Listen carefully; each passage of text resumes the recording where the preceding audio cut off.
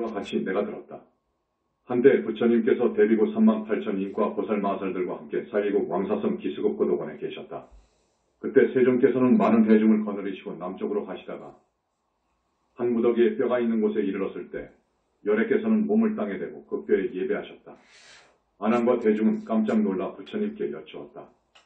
세존이시여, 삼계를 통틀어 으뜸가는 스승이시며 온 중생에 자비하신 어버이시라 만 중생이 귀의하고 예배드리는 열애이신데 어찌 저 마른 뼈에다 예배를 하십니까? 부처님께서 안한에게 이르시되 그대는 비록 나의 상수제자로서 출가한 지도 오래되었거늘 아직 널리 알지를 못하는구나. 이 한 무더기의 마른 뼈가 혹 전생에 나의 조상이었거나 여러 대에 걸쳐 나의 부모였을지도 모른다. 그래서 내가 지금 예배를 한 것이니라 하셨다. 부처님께서는 다시 안한에게 이르셨다. 그대는 이 한 무더기의 뼈를 두 가지로 구분하여라. 만약 남자의 뼈라면 희고 무거울 것이며 혹시 여자의 뼈라면 검고 가벼울 것이다. 안한이 다시 세존께 여쭈었다. 세존이시여, 남자는 이 세상에 있을 때 도포의 띠를 두르고 목화를 신고 사물을 쓰기 때문에 그 복장을 보고 남자임을 알고 여자들은 붉은 연지를 바르고 고운 옷을 입고 있었고 여자임을 알지만 죽고 난 지금은 그 뼈가 다 한 가지인데 어찌 구분이 되겠습니까? 이 제자에게 가르쳐 주십시오. 부처님께서 안한에게 이르시기를 안한아, 남자들은 세상에 있을 때 때로는 저를 찾아가 강의도 듣고 선보에 예배하고 부처님의 명호를 염하기도 했기 때문에 그 뼈가 희고 무겁다. 그러나 여자는 세상에 있을 때 정을 통하고 아들, 딸을 낳아 기름해 자식 하나를 낳을 때마다 진한 피, 소말, 서대를 흘리고 8말 너대의 젖을 먹여야 하기 때문에 그 뼈가 검고 가벼웁니다. 하셨다. 이 말씀을 들은 안한은 마음이 찢어지듯 하여 눈물을 흘리고 슬피 울며 부처님께 여쭈었다. 세존이시여, 어찌해야 어머님의 은덕을 갚겠습니까?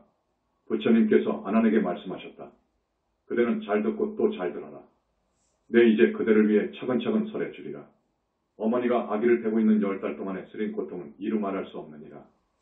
어머니가 아기를 베고 첫째 달은 마치 아침에 맺혔다 저녁까지도 보전치 못하며 새벽에 모였다 낮만 되면 쓰러지는 풀잎 위의 이슬과 같으니라.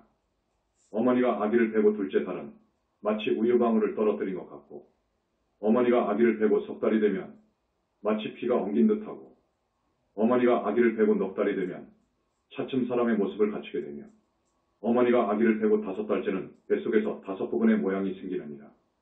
5부분이란 머리가 한 부분이고 양팔을 합하여 3부분, 양무릎을 합해 5부분이니라.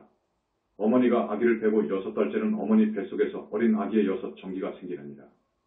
6정기란 첫째 눈이고 둘째 귀, 셋째 코, 넷째 입, 5째 혀, 6째 뜻이니라. 어머니가 아기를 베고 7달째는 어머니 뱃속에서 360마디의 뼈와 8만 4천의 털구멍이 생기고 어머니가 아기를 베고 8달째는 아기의 의지와 지혜가 생기고 9부분의 모습이 뚜렷해지며 어머니가 아기를 베고 9달째는 아기가 어머니 뱃속에서 받아먹게 되느니라. 그러나 복숭아, 배, 마늘은 받지 않으며 오곡만을 받느니라. 어머니의 생장은 밑으로 향하고 숙장은 위를 향하여 한 산이 생기니 이 산에는 3가지 이름이 있느니라. 첫째는 수미산이요, 둘째는 옥산, 셋째는 혈산이니라. 이 산이 한번 무너지면 한 줄기 짙은 피가 되어 어린 아이의 입으로 들어가느니라. 어머니가 아기를 베고 10달째는 마침내 낳게 되느니라. 만약 효성스럽고 착한 아이는 주먹으로 합장하고 나오니 어머니를 상하게 하지 않으나 만약 오역죄를 지을 자식이면 어머니 태를 쳐서 찢고 팔로는 어머니의 심장이며 간장을 치고 엉덩이 뼈를 발로 버티어 마치 1000개의 칼로 배를 휘젓고 10,000개의 칼로 속을 찌르는 듯한 아픔과 고통을 주고 태어나느니라. 이 외에도 또 10가지의 은혜가 있느니라. 첫째, 아기를 베고 지켜주신 은혜이니 오랜 것 동안의 막중한 인연으로 오늘날 어머니의 태를 빌어 다리 차서 오장이 생겨나고 7달에 육정이 열리니 어머니 몸은 태산처럼 무거워 바람만 불어도 조심되고 비단옷은 두고도 안 걸치시고 경대에는 먼지만 쌓이네. 둘째, 해산할 때 고통받으시며 낳아주신 은혜이니 아기를 베고 10달이 지나서 어려운 해산 달이 하루하루 다가오니 아침마다 중병 걸린 사람 같고 나날이 정신마저 흐려지듯 그 어려움은 글로 적기 어려워라. 근심과 슬픔이 가슴에 가득하여 친족에게 슬픔을 호소하고 죽지나 않을까 두려워하시네. 셋째, 자식을 낳고 모든 근심을 잊으신 은혜이니 인자하신 어머니가 그대 낳던 날 오장육부를 쪼개고 해치는 듯 몸과 마음이 모두 끊기는 듯하고 마치 양을 잡은 자리처럼 피 흘렸어도 아기가 건실하단 말 들으면 그 기쁨이 더하고 또 더하네. 그러나 기쁨 뒤엔 다시 슬픔이 일어나니 그 고통이 몸과 마음에 사무치네. 넷째, 쓴 것은 삼키고 단 것은 먹여주신 은혜이니 부모의 은혜가 깊고 무거워 사랑과 보살핌 잠시도 잊지 않고 단 것은 먹이시느라 잡수지 못하고 쓴 것은 잡수시되 찡그리지 않으시네. 지중하신 애정 누를 길 없어 그 은혜 깊은 만큼 슬픔도 더하시네. 언제나 자식들만 배부르면 인자하신 어머니는 굶주림도 사양하네. 다섯째, 마른 자리 골라 아기 눕히고 젖은 자리에 놓으신 은혜이니 어머니가 온통 몸이 젖어도 아기만은 한사코 마른 자리에 눕히시고 두 젖으로 아기의 줄인 배를 채워주시고 옷 소매로 추위를 막아주시고 아기 걱정에 단점을 설치시고 아기의 재롱으로 기쁨을 삼으시니 오직 아기의 편안만을 생각하시고 인자하신 어머니는 편안함을 바라지 않으시네. 여섯째, 젖을 먹여 길러주신 은혜이니 인자하신 어머니의 은혜가 땅이라면 엄하신 아버지는 하늘이시네. 덮어주고 안아주신 어머니 은혜. 아버지의 은혜도 그와 같아서 눈이 비록 없어도 미워하지 않으시고 수족이 불구라도 싫어하지 않으시네. 내 속으로 친히 낳은 자식이기에 종일토록 아끼시고 가엾이 여기시네. 일곱째, 더러운 것을 깨끗이 빨아주신 은혜이니 예전에 그리도 고우시던 그 얼굴, 풍만하고 아리따던 그 자태, 푸르른 버들잎 같던 두 눈썹, 양보름 붉은 연꽃잎 같으시더니 은혜가 깊을수록 그 모습 쓰러지고 부정한 것 봐시느라 상하시어도 오로지 자식 걱정하시느라 인자하신 어머니의 얼굴이 바뀌셨네. 여덟째, 멀리 떠난 자식을 걱정해 주시 은혜이니 죽어서 헤어짐도 있기 어렵거늘 생이별은 더욱 더 마음 아픈 것. 자식이 집 떠나 타향에 가면 어머니의 마음도 타향에 있네. 낮이나 밤이나 마음은 자식조차 흐르는 눈물 몇 천 줄기인가? 새끼를 사랑하는 원숭이처럼 자식 생각에 애간장이 끊어지시네. 아홉째, 자식을 위해서는 나쁜 일도 하신 은혜이니 강산 같이 중하신 부모님 은혜, 그 은혜 깊고 깊어 갚기 어려워 자식의 괴로움을 대신 받기 원하시고 자식이 고생하면 어머니 마음도 편치 않네. 먼 길 떠난다는 말만 들어도 가는 길 잠자리는 춥지 않을까. 아들, 딸의 고생은 잠깐이지만 어머님의 마음은 두고두고 쓰려라. 열째, 끝까지 사랑하고 가엾이 여기시는 은혜이니 부모님 은혜는 깊고도 무거워라. 사랑하는 그 마음 마르지 않아. 언제나 선화 마음엔 자식 생각뿐. 멀리 있거나 가까이 있거나 자식 생각 떠나지 않네. 어머니의 나이 100살이 되어도 여든된 자식을 걱정하시네. 이 같은 어머니의 사랑은 언제 끝나랴? 명이 다하시면 그제서야 그칠까? 부처님께서 아난에게 이르셨다. 내가 보건대 중생들은 비록 인품은 이어받았으나 마음과 행실이 우매하여 부모에게 큰 은덕이 있음을 생각지 않고 공경하는 마음이 없어 불효하며 의리가 없더라. 어머니가 아기를 베고 있는 10달 동안은 안고 서는 것이 불안하고 마치 무거운 짐을 진 것 같고 음식은 내리지 않아 마치 중병을 앓는 사람 같고 다리 쳐서 아기를 낳을 때는 온갖 고통을 받으며 자칫 잘못되면 죽을까 두려우며 마치 양을 잡는 것처럼 바닥에 피가 흐른다. 이처럼 고통을 받으며 이 몸을 낳은 뒤에는 쓴 것은 삼키고 단 것은 뱉어서 먹이고 품에 안아서 기르시며 더러운 것을 빨아주시면서도 싫어하거나 수고를 마다 않고 더위도 참고 추위도 견디며 고생으로 생각지 않으신다. 자식은 마른 자리에 눕히고 어머니는 축축한 데서 자며 3년 동안이나 어머니의 젖을 먹이며 자라서 동자가 되고 청년이 되면 예절과 도의를 가르쳐 혼인시키고 벼슬을 시키거나 직업을 갖게 해주신다. 이처럼 무거운 짐을 지는 것 같은 수고를 하고 나서도 부모의 사랑은 그치지 않고 아들, 딸이 병에 걸리면 부모도 같이 앓고 자식의 병이 나으면 인자한 어머니의 병도 나으신다. 이와 같이 기르고 보살피며 어서 어른이 되기만을 바라신다. 마침내 자식이 다 자라면 오히려 불효를 하고 부모와 더불어 말을 하는데도 그 언행이 공손하지 못하고 눈을 부라리고 눈을 흘기며 부모와 형제들을 속이고 능멸하며 형제간에 욕하고 때리며 친척들을 헐뜯는 등 예절과 채모가 없다. 또 스승의 가르침도 따르지 않으며 형제간에 한 말도 이를 어긴다. 어디를 가거나 돌아와서도 어른께 아뢰지 않고 언행이 교만해지고 제 마음대로 일을 처리한다. 이런 일은 부모로서 훈계하고 백구나 숙부들도 이를 타일러야지 귀엽게만 보고 어른들이 감싸주면 차차 자라면서 사나워지고 삐뚤어져서 잘못을 일러주면 오히려 성을 내고 원한을 품게 된다. 또 좋은 것은 버리고 악한 친구들과 어울려 이런 습성이 몸에 배서 마침내는 관계 어린 계교를 꾸미고 남의 꾀임에 빠져 타향으로 도망치거나 부모를 배반하여 집을 떠나 고향을 등지거나 혹은 장사꾼이 되거나 병졸이 되어 싸움터에 나가는 등 떠돌다 장가라도 들면 거기에 얽매여서 영영 집에 돌아오지 못한다. 혹은 타향에서 지내는 동안 근신하지 않고 함부로 굴다가 남의 꾀임에 빠져 사건에 관련되어 관가에 잡혀 끌려다니거나 억울한 형벌을 받고 감옥에서 목에 칼을 쓰고 발목에 사슬을 차기도 한다. 혹은 병에 걸려 고통받고 재난을 당해 고나고 괴롭고 굶주려도 돌봐주는 사람도 없이 고생하다가 마침내 남의 미움과 천대를 받고 의지할 데도 없이 길거리로 쫓겨나서 죽게 되어도 누구 한 사람 구원해 주지도 않으니 이윽고 죽은 뒤에는 시체가 붓고 썩고 햇볕에 쬐고 바람을 맞아 타양 땅에서 백골이 이리저리 굴러다니게 되니 일가 친척과 만나고 즐긴다는 것은 영영 이루지 못하게 된다. 부모의 마음은 늘 자식을 따르고 근심 걱정이 끊이지 않으니 혹은 피눈물을 흘리며 울어 눈이 어두워지고 심하면 장님이 되기도 하고 혹은 너무 서러워 기진하여 병이 나기도 한다. 혹은 자식 생각에 몸이 쇠약해져서 죽기도 하며 외로운 혼이 되어서도 끝내 자식 생각을 잊지 못한다.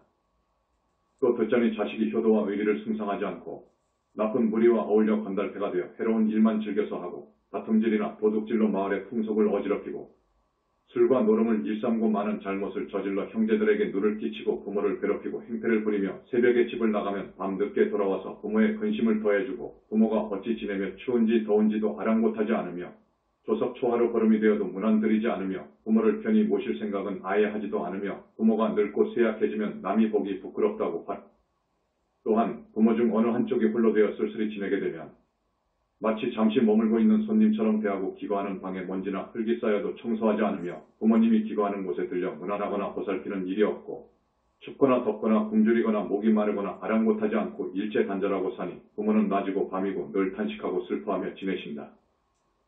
혹 맛있는 음식이 있으면 마땅히 부모에게 먼저 드려야 하거늘 그러지는 않고 겉으로는 부끄러운 체하고 남이 흉을 본다면서도 제 아내나 자식에게만 갖다 주는 등 이런 짓은 추하고 힘들고 또 부끄러워도 개의치 않는다. 또 아내나 첩과의 언약은 무슨 짓을 해서라도 다 지키면서 어른의 말과 꾸지람은 전혀 어려워하거나 두려워하지 않는다. 혹 딸자식인 경우 시집 가기 전에는 모름지기 효순하다가도 일단 남의 아내가 되어 출가하면 차츰 불효하게 된다. 부모가 조금만 꾸짖거나 나무라면 곧 노여워하고 원망하면서도 남편이 꾸짖고 심한 말을 하면 참고 달게 받는다. 그뿐 아니라 성이 다른 시집 친족들에게는 정을 베풀고 급진하면서도 친정 혈육들은 오히려 멀리한다. 혹 남편 따라 멀리 타향에 가게 되면 늙은 부모와 이별하고도 그리워하거나 사모하지 않으며 소식마저 끊어져 부모들은 창자가 끊어지고 거꾸로 매달리는 것 같은 고통을 받으면서 늘 보고 싶어 하기를 목마른 사람이 물을 찾듯이 잠시도 잊지 못한다. 부모의 은공은 한량없고 가히 없어 불효하는 허물을 졸지에 이루 다 말하기 어렵다. 이때 대중들이 부처님께서 설하신 부모의 은덕을 듣고 몸을 일으켜 땅에 엎드려 스스로 부딪히니 몸의 털구멍마다 피가 흐르고 기절하여 땅에 쓰러졌다가 한참 만에야 정신을 차리고 큰 소리로 외쳐댔다. 괴롭고 괴롭습니다. 마음이 아프고 더 아픕니다. 저희들이 큰 죄인임을 이제야 알았습니다. 지금까지는 어두운 밤에 헤매는 것 같더니 이제야 저희 잘못을 알고 마음과 간장이 모두 부서지는 것 같습니다. 세존이시여, 부디 저희를 불쌍히 여기시어 구원해 주십시오. 어찌해야 부모님의 깊고 무거운 은혜에 보답하겠습니까?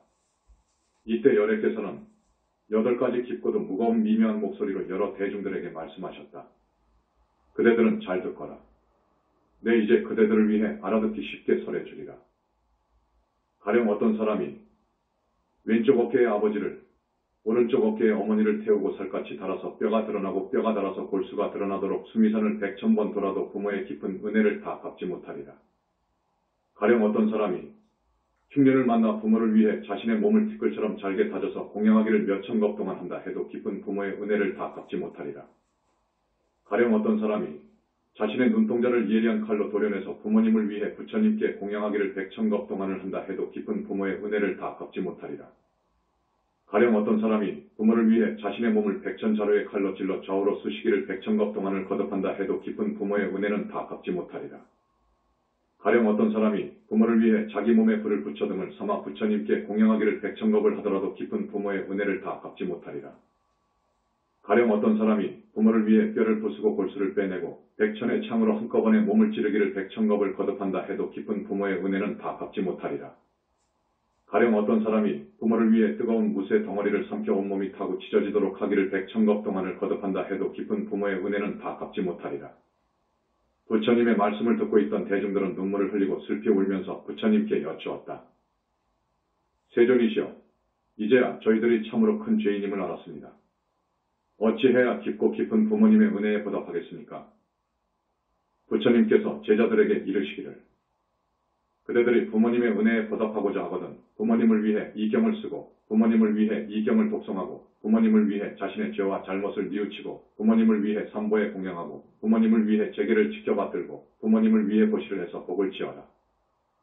이렇게 하면 곧 효도하고 순종하는 자식이라 일컬을 것이며 이런 행을 지키지 못하면 지옥이나 갈 자식이니라 하셨다. 부처님께서 아난에게 이르셨다. 불의한 자식은 명이 다해 죽게 되면 아비무간 지옥에 떨어지느니라. 이 대지옥은 가로와 세로의 길이가 각각 8만 유순이며 사면에 철로 된 성이 있어 쇠 그물이 쳐져 있고 그 땅엔 붉은 쇠가 깔려 있고 불길이 활활 타올라 마치 용광로와 같고 불길은 우레처럼 번지고 번쩍이느니라. 또 뜨거운 불이 물과 철물을 죄인의 입에 붓고 무쇠로 된 뱀과 구리로 된 개가 연기와 불길을 뿜어 죄인들을 벗고 찢어 몸에 기름이 타고 끓어 그 고통은 참고 견디기가 어려우니라.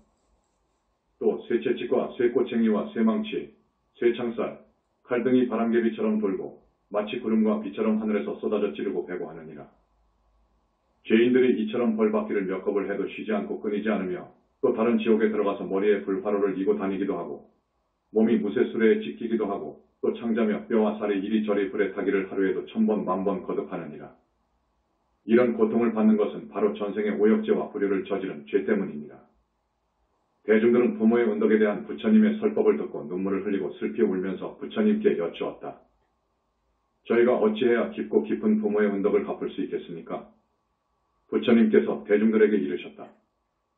그대들이 부모의 은덕에 보답하고자 하거든 부모를 위해 경전을 거듭 펴내라. 이것이 진정으로 부모의 은혜를 갚는 길이니라. 한 권의 경전을 펴면 한 부처님을 뵙고 100권의 경전을 펴내면 100분의 부처님을 뵙고 1000권의 경전을 펴면 1000분의 부처님을 뵙고 100,000권의 경전을 펴면 10,000,000분의 부처님을 만나 뵙게 되리라. 이 사람은 경을 펴낸 공덕으로 여러 부처님께서 오시어 늘 옹호해 주실 뿐 아니라 그의 부모는 천상에 태어나 온갖 즐거움을 누리며 영원히 지옥의 고통을 여의게 되리라. 이때 대중과 아수라, 가루라, 김나라, 마후라가 사람과 사람 아닌 것과 그리고 천, 용, 야차, 건달바, 여러 나라의 왕 및 전륜성왕 등 모두가 부처님의 말씀을 듣고 나서 각기 원을 세우고 아뢰었다. 저희는 이 세상이 다하도록 이 몸을 티끌처럼 잘게 부수어 가루로 내는 일을 100,000겁 동안 거듭할지언정 맹세코 열애의 거룩하신 가르치심을 어기지 않겠습니다. 또 100,000겁 동안 혀를 끊어내어 그 길이가 100유순이 되도록 늘리고 새로 만든 쟁기로 이 혀를 갈아 피가 강처럼 흐르더라도 맹세코 열애의 거룩하신 가르치심을 어기지 않겠습니다. 또 100,000의 칼날이 이 몸을 좌우로 찌르고 관통하더라도 맹세코 열애의 거룩하신 가르치심은 어기지 않겠습니다. 이 몸을 100,000겁 동안 철망에 가두고 묶어두더라도 맹세코 열애의 거룩하신 가르치심을 어기지는 않겠습니다. 또 100,000겁 동안 이 몸을 작두와 방아로 자르고 부수어 100,000만 조각을 내서 살갗과 살덩이와 힘줄 뼈가 모두 흩어지더라도 맹세코 열애의 거룩하신 가르치심을 어기지는 않겠습니다. 이때 아나니, 세존이시여, 이 경의 이름을 무엇이라 하오며 또 저희가 어찌 받들고 받아 지녀야 하겠습니까? 하고 부처님께 여쭙자 부처님께서 아난에게 이르시었다. 이 경은 이름하여 대법보모원 중경이라 하니 그대들은 마땅히 이 이름으로 받들고 받아 지녀라. 그러자 모든 대중과 천, 인, 아수라 등은 부처님의 말씀을 듣고 모두 크게 기뻐하고 믿고 받아 지녀 행하기로 하고 예를 드리고 물러났다.